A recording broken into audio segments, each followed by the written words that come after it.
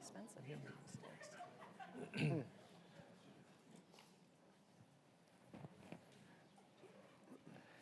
Good morning, everyone. Good morning. Today we are going to talk about a new paradigm in healthcare called the value paradigm. And the idea is pretty simple. It just puts the patient at the center of the healthcare navigation system. And what I mean by that, and what our illustrious panel will explain in the next hour or so, is why that's so different from what we're doing now. It focuses on outcomes, not on inputs. And that really is a fundamental reworking of the way we do healthcare globally now. And there are some exceptions to this, and we'll talk about that. But first, though, before we talk about the old paradigm, the new paradigm, I want to talk about the old paradigm. And to do that, before we do anything, I'm going to introduce these extraordinary guests here. On my immediate left is Lori Glimcher, who is the president and CEO of the Dana-Farber Cancer Institute in Boston. Next to her is Frans van Houten, who is the chief executive officer of Royal Philips. Then we have Omar Ishrak, who is the chairman and CEO of Medtronic.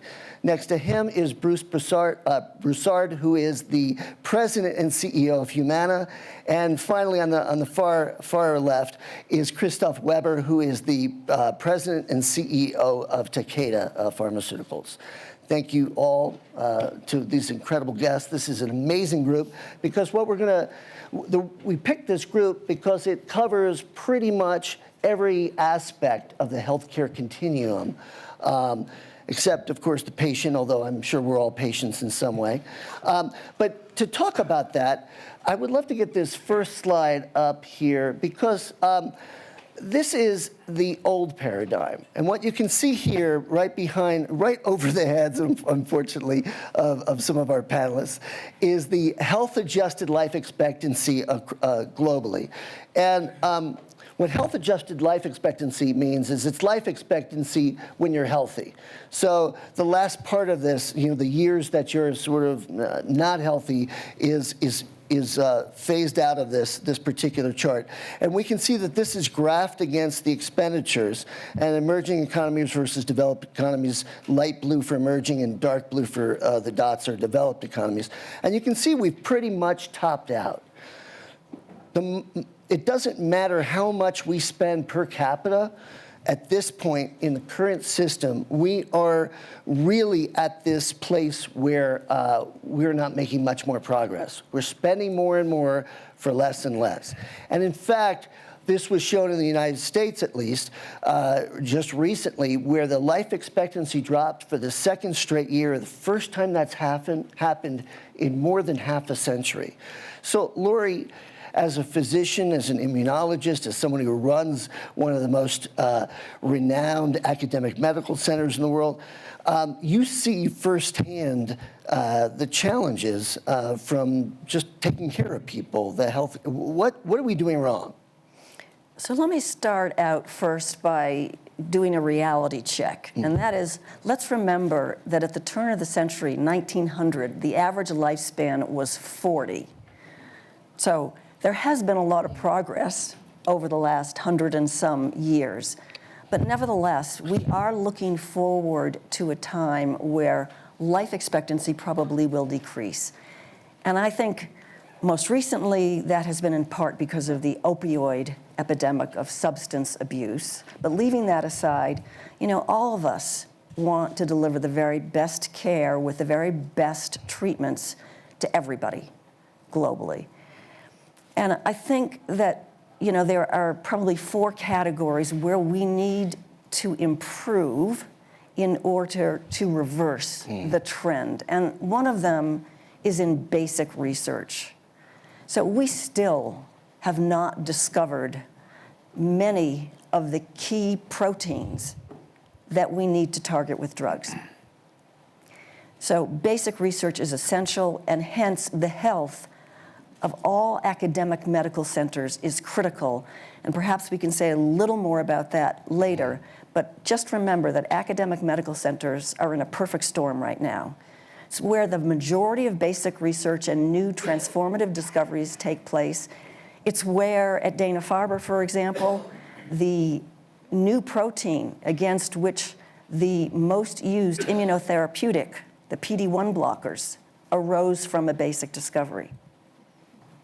So we're not there in terms of basic research, but at the same time, academic centers are in huge jeopardy. It's a perfect storm, as I said, because healthcare reimbursements are not increasing at the same rate as medical costs. That's not a good balance to have. And secondly, the funding for basic research has declined. From the NIH, 20% decline in real dollars over the last decade. So this is a perfect storm. And I think we don't want to jeopardize the very best academic medical centers, because this is where basic research is going to come from. And frankly, if we're not doing basic research and figuring out how to treat diseases we still don't know how to treat, like obesity, like diabetes, like many kinds of cancer, then healthcare costs are going to continue to rise. The second category is making sure that all physicians know best practices. And that is, what is the best treatment for this patient? So we have to disseminate that, and we have to provide education. And we're doing that at Dana-Farber, hopefully in collaboration with Philips, by our clinical pathways, where we have come up with a whole set of this is the best standard of care. Because 90% of care is delivered locally in communities. And these patients don't necessarily have access to the very best treatment plans. I think that's second. The third is, of course, cancer prevention, early screening. Well, I'd love to save the prevention issue for later on. Let's say that for later on. Yeah. But that is absolutely We'll definitely critical. come back to it. But, you know, And there was a terrific, oh, you've got a The fourth, more- of course, yeah. is value-based reimbursement for expensive drugs. So that's what we're going to talk about for the next hour. Bruce, though, I mean, that was a fantastic framing, and it's a stark framing of our challenges. Bruce, last week I heard you talk at JP Morgan, and one of the issues was whether people who even have insurance and they are employed and they have access to care, they still defer care a lot because of the cost of this. So again, even when you look at, you know, the developed circles and the money we're spending on this, there's still a lot of people who are holding back because they can't afford it. And this is your world, and you're an insurer. Right? Well, Cliff, thanks for having us. I would imagine in the U.S. we are probably the farthest one over to the right in the cost, We are. The bucket there.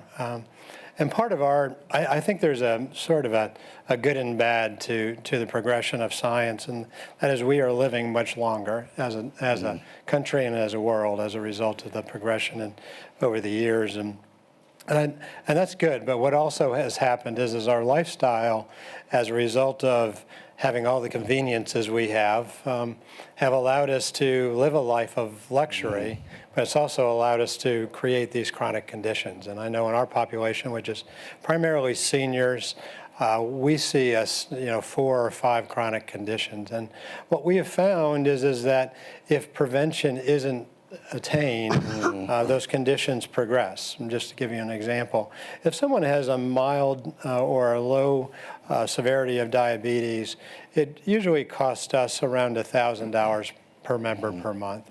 If they progress and they start having foot ulcers, eyesight is deteriorating, even up to amputations or blindness, our cost expenditures increase to $4,000 or $5,000 on a per member on a per month basis, and that doesn't represent all the casualties in their life. And what we found is that some of the simple things that make the difference. And what we've also found in our research is that people delay their care. We talk a lot about, especially on the employer side, where we have a high deductible plan. There's a lot of people that can't afford that high deductible or their deductible, and so they're preventing from having the proper drugs. They're not going to the doctor for the proper screenings. They're not getting their in specific conditions like diabetes or their particular insulin, for example. And so what we see is delayed care, and we call these things high-valued services where prevention, medical prescription adherence really makes a large impact. Just one other thing to that. And the problem we see is in the lower income populations. They are hurt the most. They are the ones that have 4 times more chronic conditions because of some of the lifestyles that they live and the complexity of their life. And then secondarily, their ability to afford it is much less. And so you have this sort of spiral that happens that's in a population that is needing help, but they can't afford it. So we have a broken system, and again, as great as Lori's and Bruce's comments, where you all know from your own experience with various healthcare systems that there are things that are broken. And it's true that we've come a long way since the turn of the last century. But there is a new paradigm, and that's what we're here to talk about. And the World Economic Forum has spent 2 years working on a project that will help define this and actually put it into a proof of principle, which they've been doing now. We'll talk about that later. But first, what is it? So you see all this cost that Bruce talked about before, and $8 trillion at a global spend this year. We're across the globe, we're going to spend $8 trillion on healthcare. That is projected to go up to $18 trillion. $18 trillion by 2040. Now, that's an unthinkable number. And yet, we're not, as we've seen, getting the sort of outcomes we want. So how do you change that so that instead of patients navigating an increasingly complex, bizarre healthcare labyrinth, that now that labyrinth kind of rotates around the patient? And so we're going to talk a little bit about that. In fact, Omar, since you're the executive board on this program, as well as Bruce and Christophe as well. Omar, why don't you talk a little bit about why this is such a different paradigm? Well, first, let me backtrack a little bit. The concept of value-based care, which is improving outcomes at the lowest possible cost, is something that you can't really argue with. How can that be bad for anyone? Right. And all of us who are in healthcare, in the end, our sense of purpose has led us to work in this field for that very reason. So the alignment, the philosophical alignment around this topic is really not that difficult. I think one of the biggest issues is that our system has been built over decades in a way in which payment mechanisms and accountability has not been structured in a way that you're actually paid for value. Instead, you're paid for a service with the expectation and the promise that value would be delivered. But when you just make promises at scale in a complex environment, there are many things that fall through the crack because no one's really accountable for the result. And so the challenge here is to shift the entire system and all the stakeholders with a accountability for care. And that's a big challenge. Now, once that's done, I think it's good for everybody. I mean, we fund programs. People come to us, people who work for us come to me and sort of present programs for which they want money. And every program has some kind of value at the end of it, otherwise they won't come. Now, how can it be bad to get paid for that? And so, but the system as such, with so many stakeholders, is not supported today, and that's why that's a challenge. But it's extremely important that we get on that because I think that's the root cause for the cost issue and some of the graphs, the data that you showed. So we've got different kinds of stakeholders here, and Franz, I want to come back to you in just a minute. But Christophe, your whole business is based on selling, drugs, selling medicines to people, and you could argue that there's a tremendous amount of value in those drugs, and I'm sure you will argue that, and I hope you will argue that. But the challenge is, how do we measure that, and how do you make sure that people are getting the kind of value from a medicine? How do you tie that to an outcome? Talk a little bit about that, if you Yes. First, it looks very simple. So it's a very simple formula. Right. Nobody can argue against it, but it's highly disruptive. Because what we need to acknowledge, if we follow this path, is that there are different outcomes based on which hospital you go, based on which medicine you choose, and that the medicine has not been designed with that type of mindset. Doctors were not bound to outcomes, they were bound to, my job is to do the best for you. And so it's a very disruptive model. But of course, in order to get there, first you need to measure. And actually this is the value of that model, is that today we spend 8 trillion. We don't measure a lot outcome. If you look at the type of measurement we do today in the healthcare system, it's very little. You can do that only if you measure outcome and you set up systems to measure outcome. And I think this is a real value that you gain from such a system, is that you end up doing partnership with healthcare provider, with insurance company, with patient, with medicine company, pharmaceutical companies, to generate data so that you can measure outcome. And then the level of discussion is totally different. And it's not transactional anymore. It's really a partnership to understand this data.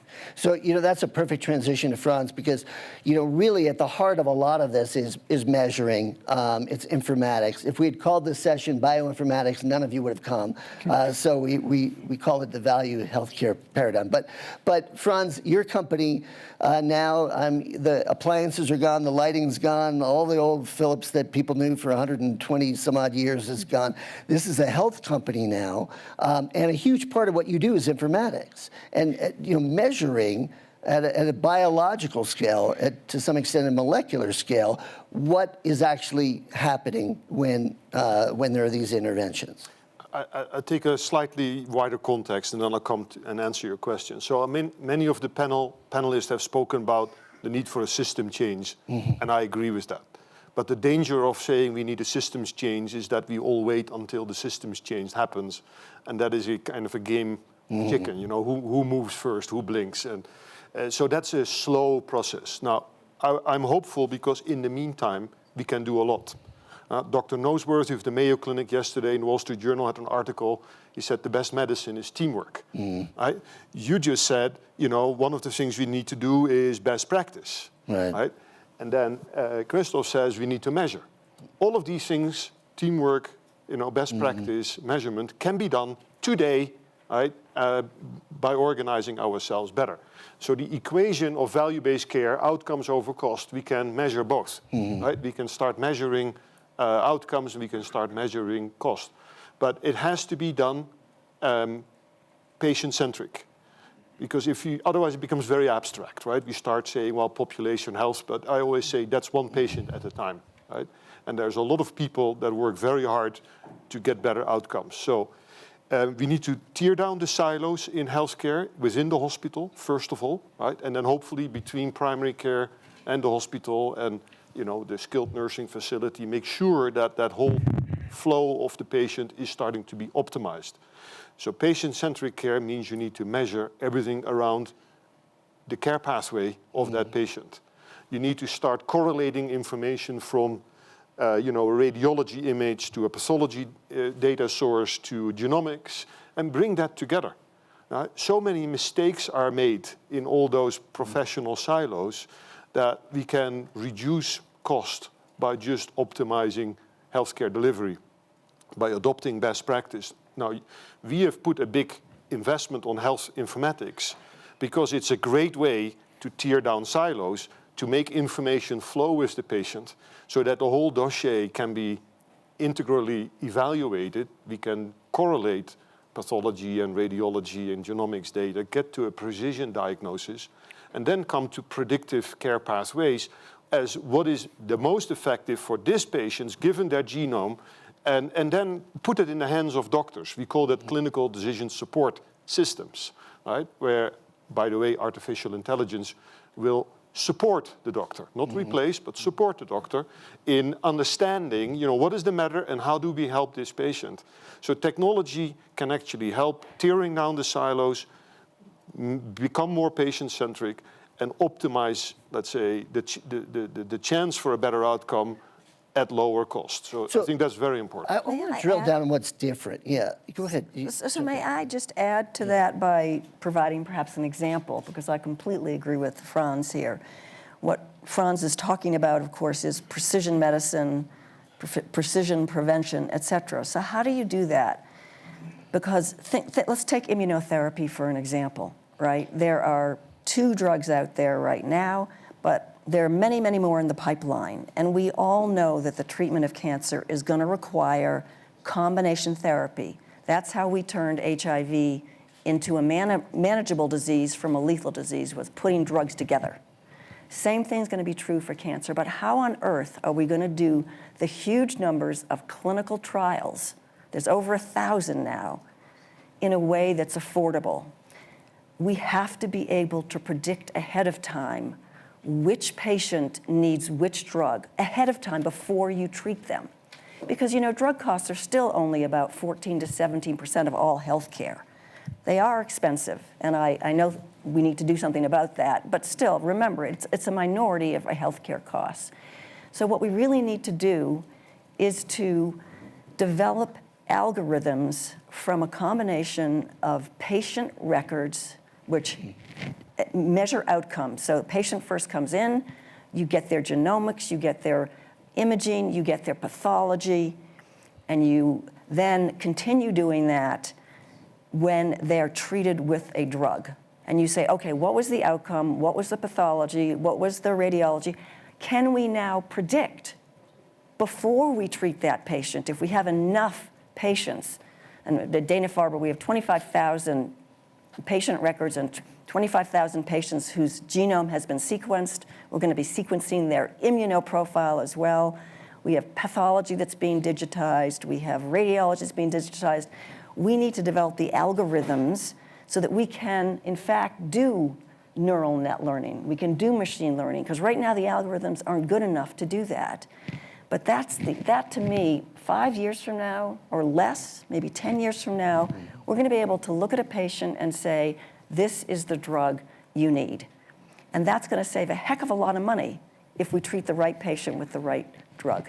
So in terms of informatics, do we know what it is that we need to collect in terms of data? Because you mentioned genomics, you mentioned transcriptomics, the microbiome. Do we need to know the epigenetics? Do we need to know the microenvironment signaling there? What sort of other proteins are active? There's so much happening, RNA. All of that will all of that. But even today, yeah.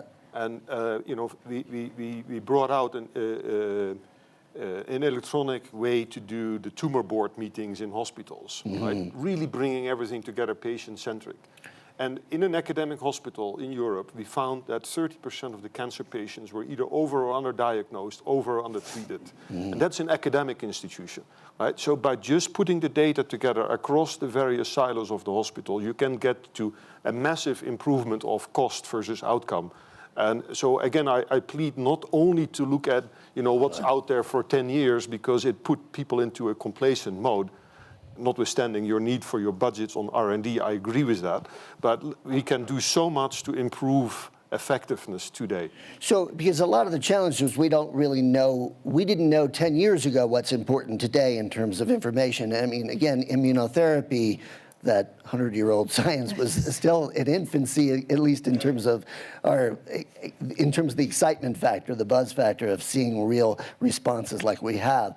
And so looking at, you know, whether we wanted to collect a different kind of measure on that. But Omar, one of the challenges of this is standards, right? So we've got part of the huge thing that, this fundamental thing you need in this new paradigm is some way, some baseline to measure. Because if you don't understand what the baseline is, you can't know who's doing better or who's doing worse, or how much you're spending versus what you're getting. And the challenge with standards is, you know, we love standards. My friend Dave Vegas says we love standards so much that we have so many of them. You know, so how do you focus on what you need to create this system-wide change? Well, actually, the fact that you have many standards, depending on the types of outcomes you're talking about, is probably a good thing. Because you've got lots of diseases, you've got lots of conditions, you've got lots of cohorts, risk. You can't expect all of them to meet the same standards. So I think I'm a little bit in building on what Franz mentioned as to what, you know, there's already problems.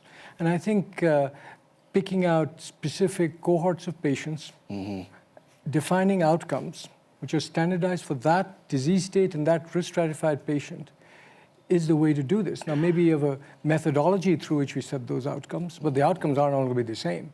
In fact, they're going to be different even for a specific disease, depending on the risk stratification of the patient. The age, the comorbid conditions, and so on might lead to a different outcome than someone with a different condition to start with.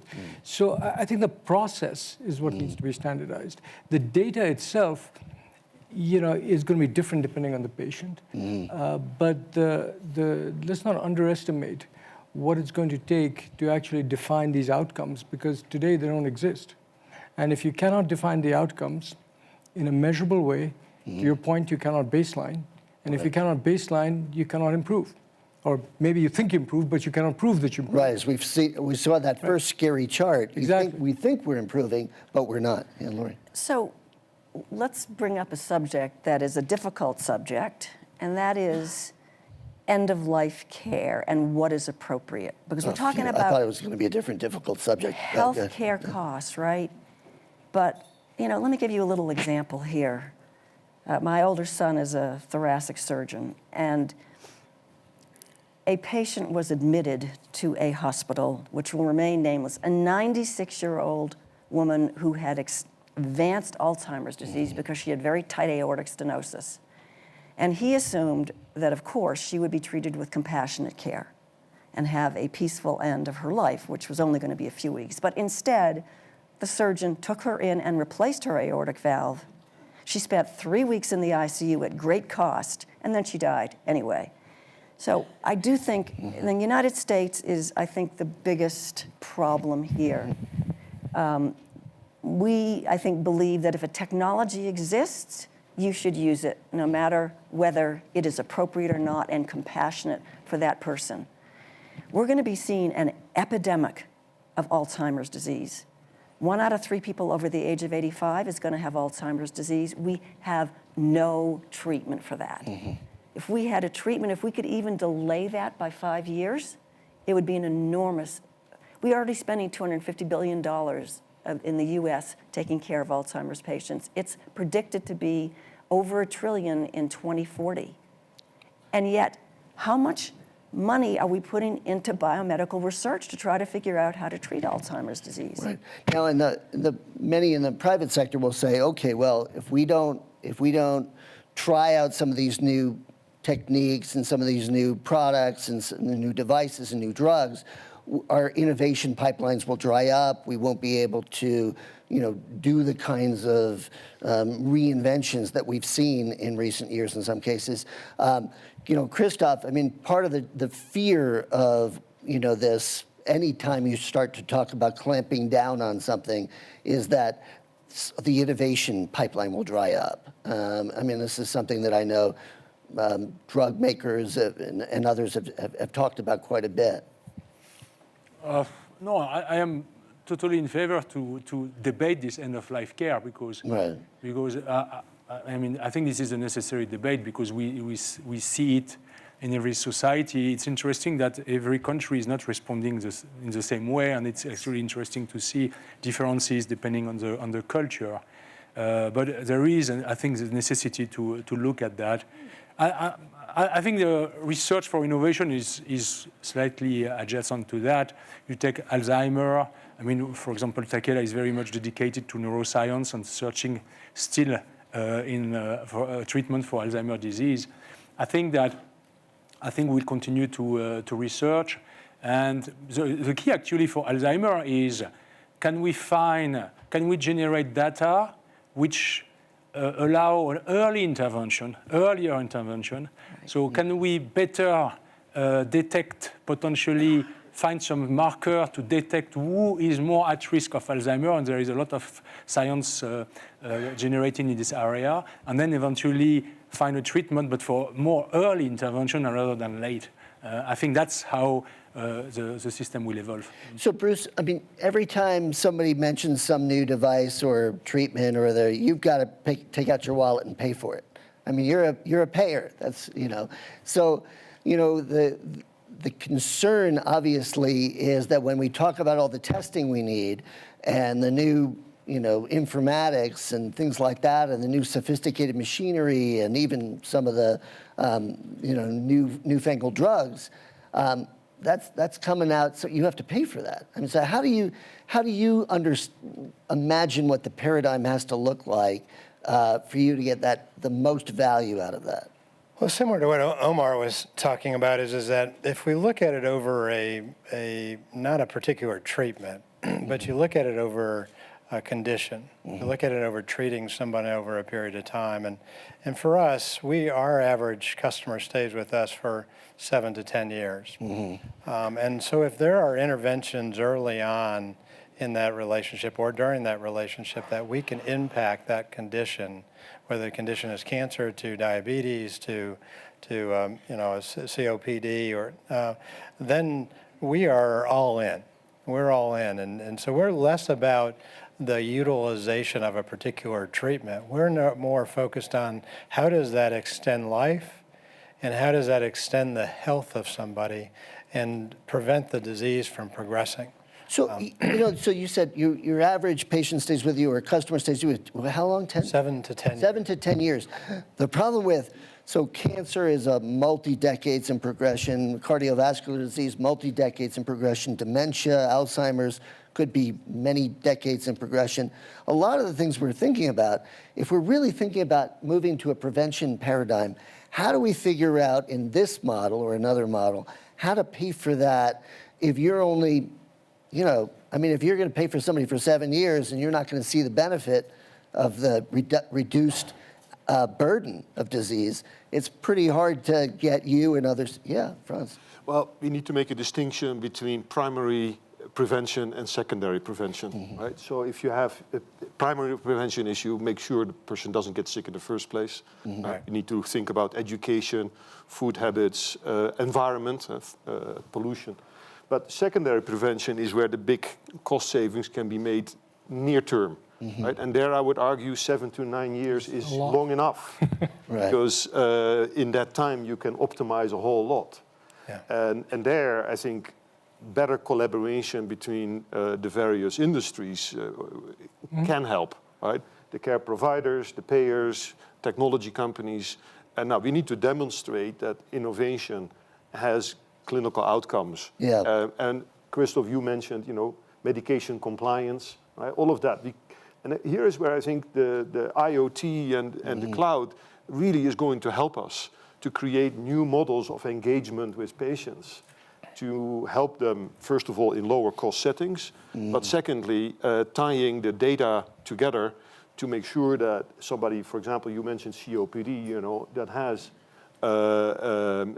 support to breathe, that they are compliant to that treatment, that we can give them coaching every morning, how did it go? That we can demonstrate to the payer and to the doctor, how is this patient doing? Right? That, I think, is already a big breakthrough. Yeah. So I agree that primary prevention is absolutely critical. 80% of lung cancers are due to smoking. 30% of all cancers are due to smoking.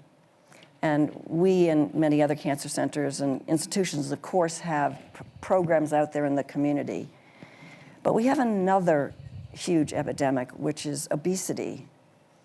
And it is incredibly hard to change people's behavior. I'm not saying we shouldn't be trying to do it.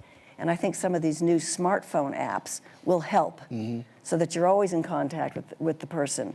But ultimately, we need a pill that will reduce appetite, or that will, that will induce satiety. I mean, I don't mean to be negative about the impact of behavioral changes. I'm positive about that, but I think ultimately this is going to require, again, more basic research and the generation of more. We don't have enough drugs. The drugs that we have available target only 600 proteins. We have 20,000 proteins.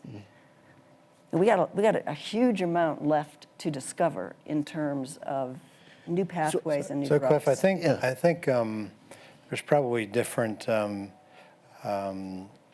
timelines we're looking at. I think when we look at our costs today, we are with a population that has a high degree of chronic conditions. And we have to deal with those. I think there's, through science and other mechanisms, maybe our education system and other investments, we can deal with some of the earlier prevention programs. But in today's world, and I think this is a little bit what was talked about a few minutes ago, there's a lot of things we can do as a system that can improve. And let me give you a story. We ran a predictive model a number of months ago to identify patients that were highly likely to have foot ulcers. We identified, and I'll use the name Jimmy, who was in the southeastern part of the States, as an individual that was going to have that. We reached out to Jimmy, and we have these consumer personas that identify how they engage. So Jimmy was a control seeker. He doesn't listen to people. He doesn't take people's advice. He's a know-it-all, so to speak. And so you really have to come and build trust with him. He doesn't trust you. So we had a wonderful nurse that reached out to Jimmy and asked a little bit about his lifestyle and really was trying to dig into, did he have foot ulcers? And he did. He had a very large foot ulcer, about the size of a coin. And he weighed about 250 pounds. He was on 25 medications. And we began to understand how he pursued through the healthcare system. He hadn't been to a podiatrist in 6 months. Mm-hmm. His primary care doctor really treated the foot ulcer one time, but he didn't have the ability to go back to that primary care doctor because of the deductibility and because of transportation. Mm-hmm. He had a bar tab down the street with a pharmacist, and he was deciding what drugs he could take. And through the collaboration between us having a relationship with him for a long period of time, with a proper primary care doctor, a home health nurse, and some preventions, we were able to take care of the foot ulcer that didn't progress to an amputation. We were able to get medical adherence in the proper level and be able to get him on his 25 drugs. He lost 50 pounds as a result of giving him a nutritionist. And at the same time, he's living a better lifestyle. But that's, to me, where I think about this 2 stages we're in. One stage, we have to deal with the population we have today and the collaboration and understanding of how to engage with a member or a patient, and then be able to take these primary delivery capabilities and help them while developing science to prevent the next wave of population to not have the same chronic conditions or behavioral change or whatever it may be. So, so that's a great example of what a single company can do with new technology and smart thinking. But in terms of systemic transformation, I mean, so the World Economic Forum and this Value Project has created a pilot program in Atlanta to see if they can improve outcomes in a dramatic way on congestive heart failure. So this is a big city trying to work across 40 different organizations systemically. Omar, I know you're involved in this, Bruce, as well. Omar, why don't you just tell people about that? Because I think it's a fascinating, test project. Well, yeah, see, one of the underlying themes of that is what's already been discussed, that you've got to pick a certain condition. In this situation, that's clearly chronic, and it's fairly advanced, and there's probably a lot of money being spent on it. And, that has got its own story of the sort that Bruce just relayed in a different condition. Mm-hmm. And I'm sure if you did a survey there, you'd find all kinds of patients in different stages of heart failure being treated in different ways. So that project focused on a certain condition, and one of the first things you do is try to stratify what are the different sub-conditions within that, define what the expected outcomes are for each of those conditions. A lot of this is already known. It's what the expectation should be. And then what are the variables that are required to impact, connect the outcome and the cohort together? And I think a study like that with a population in a certain specific area with multiple stakeholders, from payers to providers, to technology companies, to drug companies, not all trying to compete with each other, but all working together, working in the appropriate space where they can help each other get that outcome. And as you do that, you not only have a clinical value, you also have economic value at the same time because you stop a lot of wastage. Let me just make one more point there. One of the things that's become apparent as well, and Bruce kind of alluded to it, is that in all these studies, especially when you look at any population of any size, the social factors and the behavioral characteristics of individuals actually are extremely important criteria, and sometimes more important than their disease, because you can treat them, but they're not compliant. One patient is compliant, another is not compliant, and you have to manage them differently. So that angle, I think, in studies like this, come out to the top. I mean, Bruce mentioned the transportation problem, because maybe an economic situation of an individual patient, and you can get groups like that. And although the clinical pathway in principle should be the same, you've got an overriding social and economic management as well that has to be integrated with this, otherwise you won't see the results. So those are some of the learnings you get from a study like that. I know Franz and Lori both wanted to jump in. I just want to let the audience know in a minute, I would love to get some questions from you or some quick questions for the audience.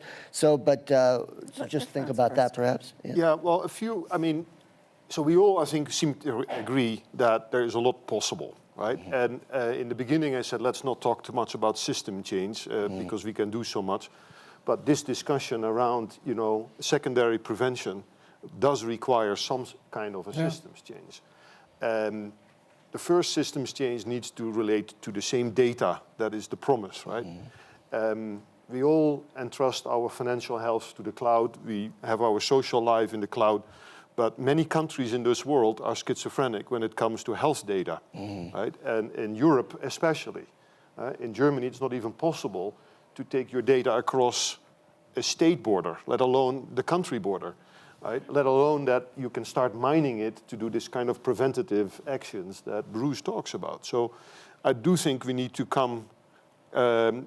get to a breakthrough around connecting databases so that we can do the analytics and start understanding the patterns and the cohorts and the individual patients that need to be touched. Second, if we don't want these expensive patients to come too late to the emergency room, but rather get them to get more preventative care, then we need to reimburse that. And even though the examples suggest that that is possible, not at a large scale, right?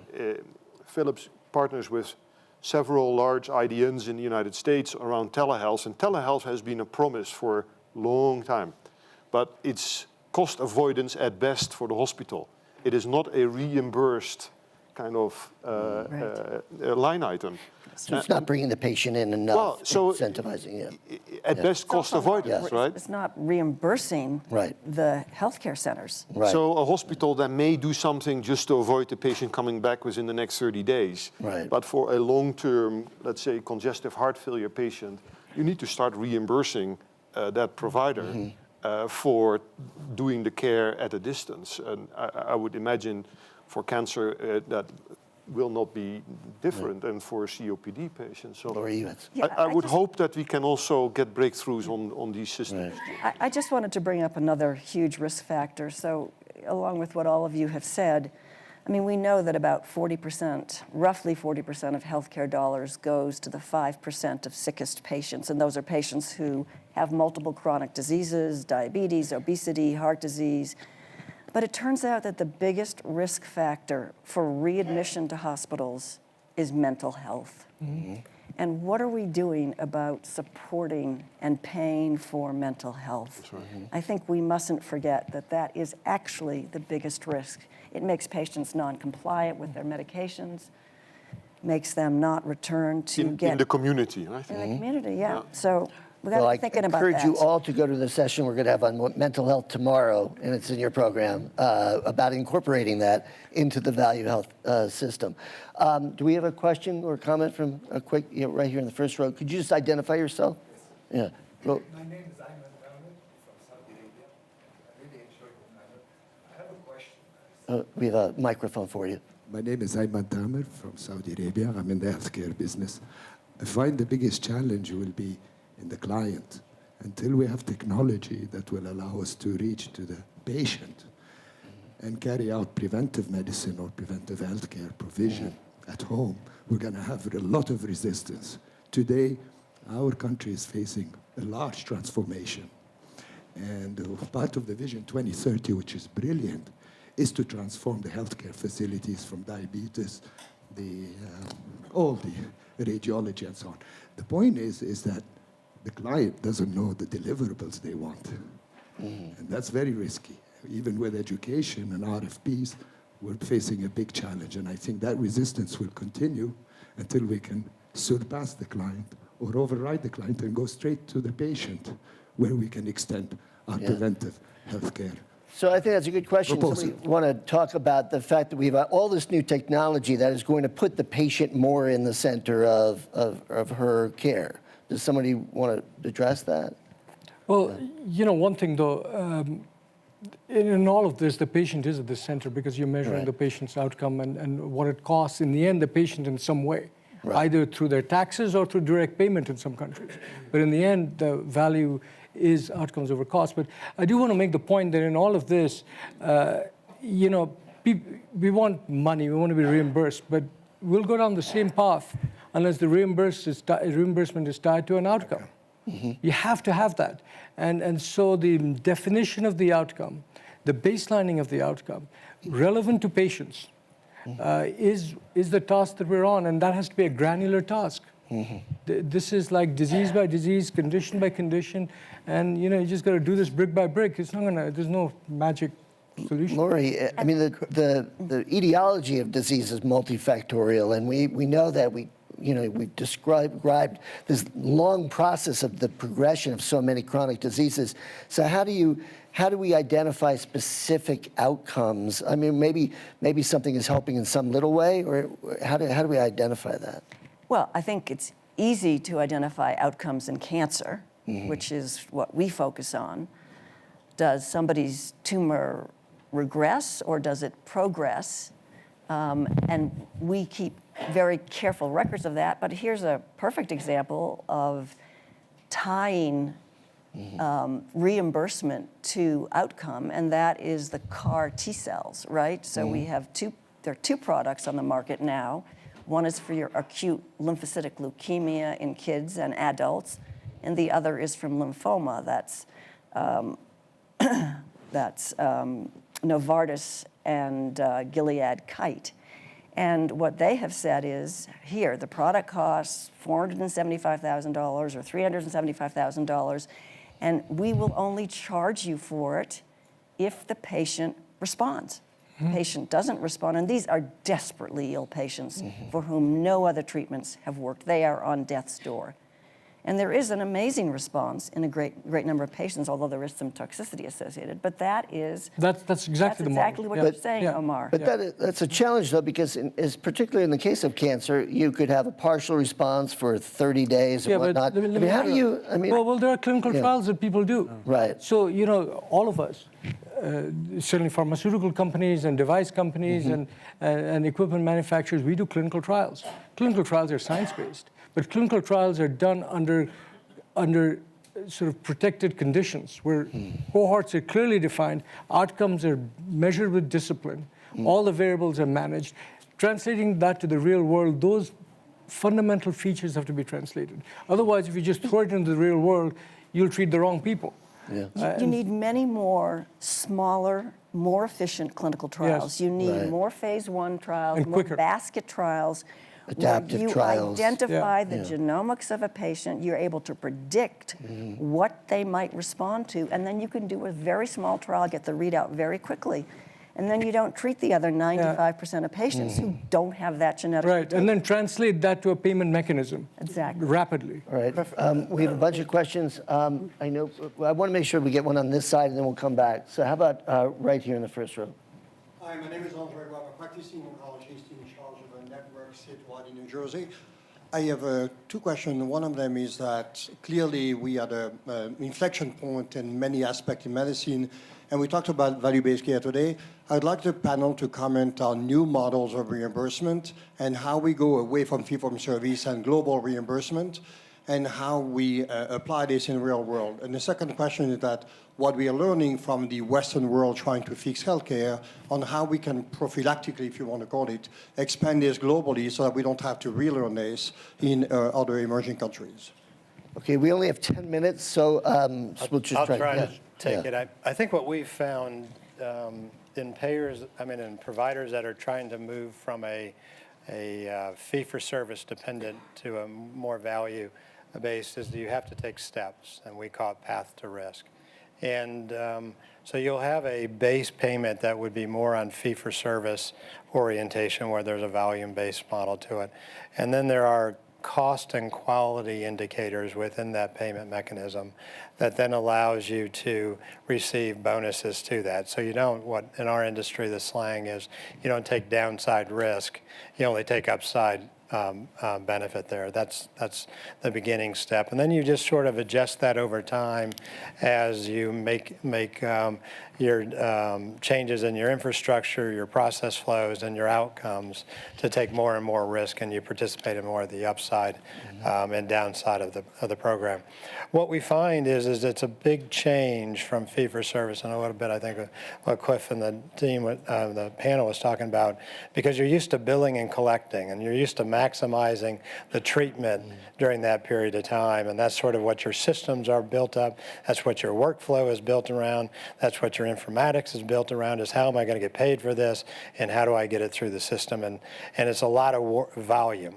What we find that when you get to the other side of the payment model, where it's more around value, whether it's in oncology and it's a bundled payment, or it's population health and a more primary care-oriented arrangement, it is much more around slower, more time with the patient, which so volume isn't there. It's more around quality indicators and downstream cost, and so you have to see beyond your walls and you have to see farther down, and you have to see sort of the engagement of your patient.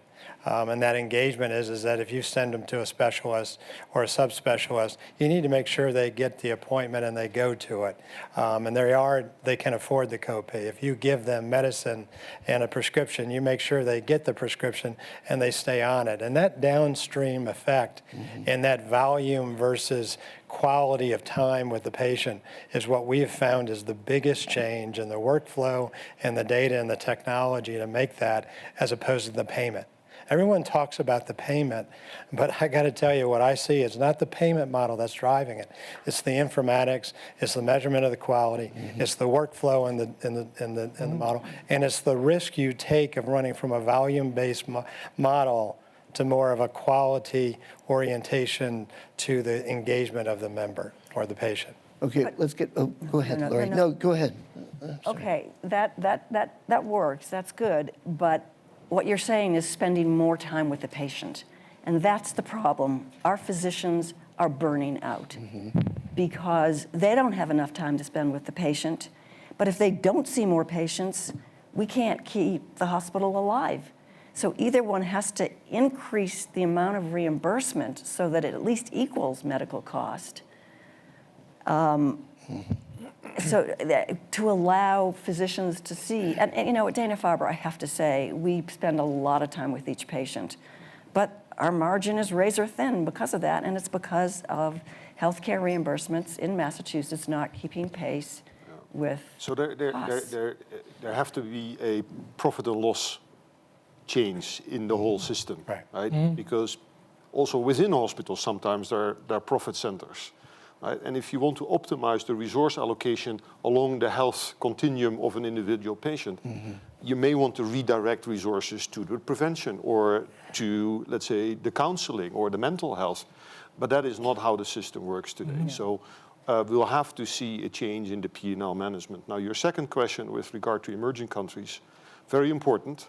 Right? And already we see a risk there because, you know, emerging countries build hospitals, whereas they should build capacity for primary care in the community, where we see a multidisciplinary approach to all the NCDs that are coming up and to nip it in the bud.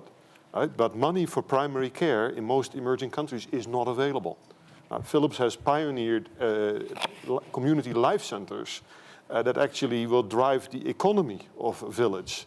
But still, the initial financing of such a community life center is not resolved. We work together with the United Nations now and the World Bank to try to get the funding, because it will be an economic stimulus as well as a life enhancer. The mistake would be to just build tertiary hospitals in big cities. We have time for one last question. Any right here in the first row. Hi. We get a mic here. Just please identify yourself.